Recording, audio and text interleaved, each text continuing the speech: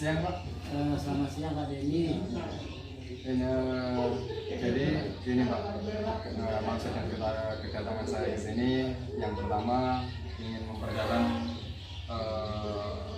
maksud yang Bapak sampaikan beberapa waktu lalu mengenai pola pembelajaran berdiferensiasi itu Pak. Itu jadi gimana itu Pak, pola yang berdiferensiasi itu? Boleh Pak Denny. Jadi nanti pada saat pembelajaran di kelas itu memang kita sudah susun sistem pembelajaran itu berdiferensiasi, mulai dari kontennya, kemudian ada prosesnya, kemudian ada di produk atau penilaiannya itu berbeda-beda. Jadi dari sini Pak Denny kira-kira apa yang masih membuat suatu ganjalan dari Pak Denny sehingga menemui saya? Jadi gini Pak, saya ingin lebih memperdalam mengenai pola belajar berdiferensiasi, karena kalau menurut saya Pak, penyampaian Bapak yang di rapat kemarin itu Pak, itu masih agak terlalu luas, sedangkan saya ingin lebih ke detail-detailnya seperti itu Pak. Oh, jadi Pak Denny pengen mengetahui lebih dalam lagi tentang pembelajaran diferensiasi itu? Iya Pak. Jadi begini, kalau menurut Pak Denny itu pengertian diferensiasi itu apa kira-kira? Kalau menurut saya Pak, ini gambaran umum setelah mendengar diferensiasi dari Bapak itu ya Pak. Diferensiasi itu adalah pola pembelajaran yang mengutamakan bagaimana caranya mengelompokkan anak sesuai dengan keinginan mereka, minat mereka. Bagus sekali Pak Denny. Berarti diferen itu memang perbedaan antara peserta didik kita antara satu dengan yang lainnya. Kita lihat dari potensi mereka, kemudian dari bakat mereka itu. Nah, kalau kita sudah melihat perbedaan yang seperti itu, kira-kira dalam penyajian pembelajaran di kelas harus kita bedakan atau kita samakan Pak Denny kalau menurut kebutuhan belajar itu? Dibedakan Pak. Berarti dibedakan ya. Dibedakan menurut apa saja? Kalau kira-kira dibedakan itu dalam hal media pembelajarannya bagaimana? Ya, bagus Pak Denny. Berarti setiap siswa itu mempunyai potensi yang berbeda sehingga media pembelajarannya pun berbeda-beda. Kira-kira perbedaan pada anak kita itu bisa Pak Denny kelompok-kelompokkan di bagian-bagian apa saja perbedaannya pada media pembelajarannya? Atau mungkin anak ini suka nonton, anak ini suka membaca.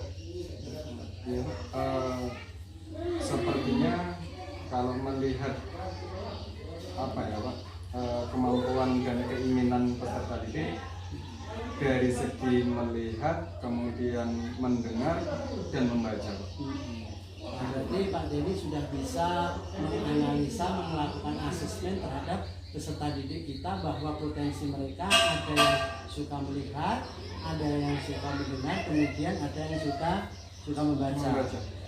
Jadi Pak Denny sudah merasakan perbedaan itu semua.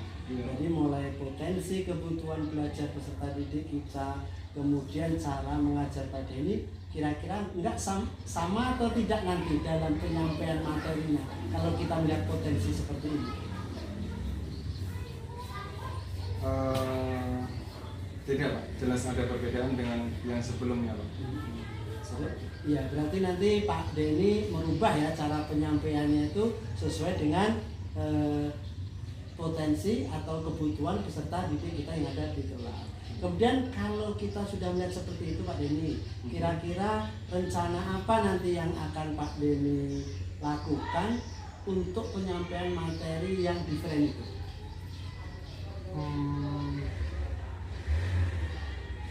Kalau menurut saya Pak, setelah mengetahui apa ya Pak namanya Pak, kesukaan mereka, perbedaan potensi mereka Pak, sepertinya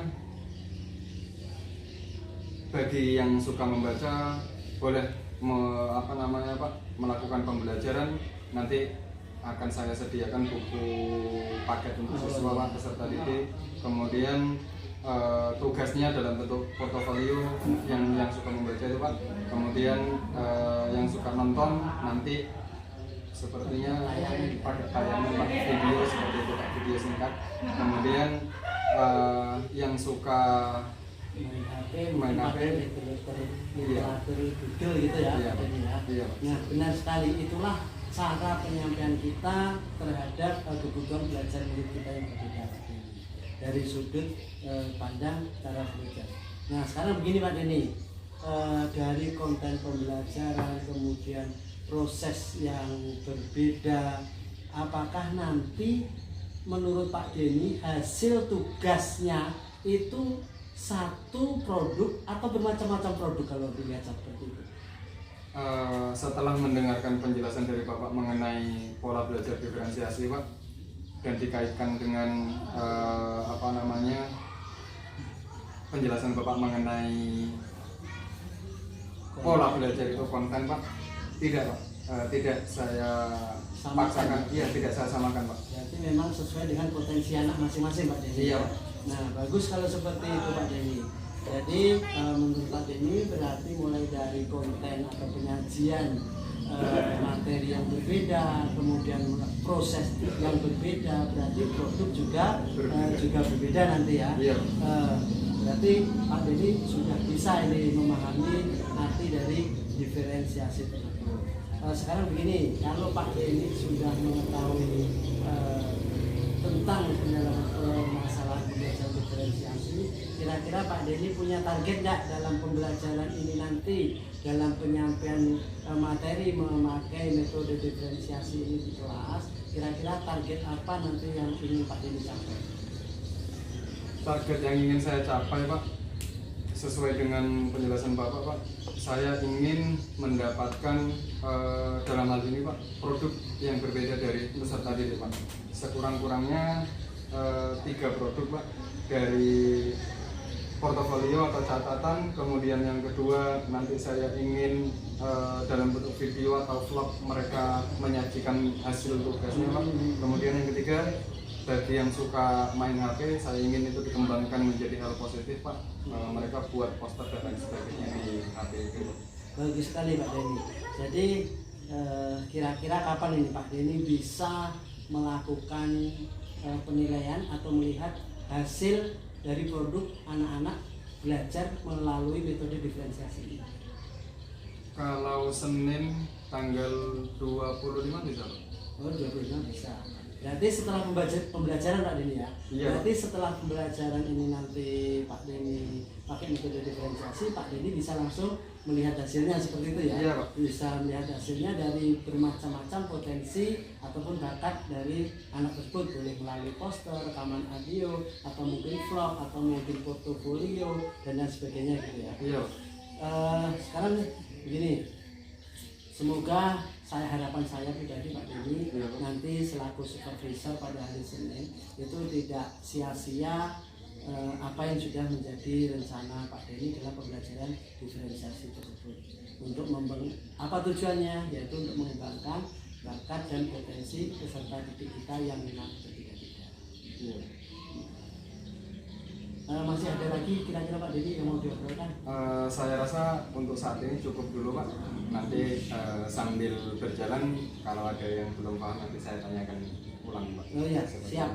Pokoknya kapan saja Pak Denny nanti memerlukan bantuan atau kita saling sharing, saya siap. Terima kasih Pak. Baik kalau gitu saya permisi dulu Pak. Oh ya Pak Denny, silakan. Terima kasih. Oke.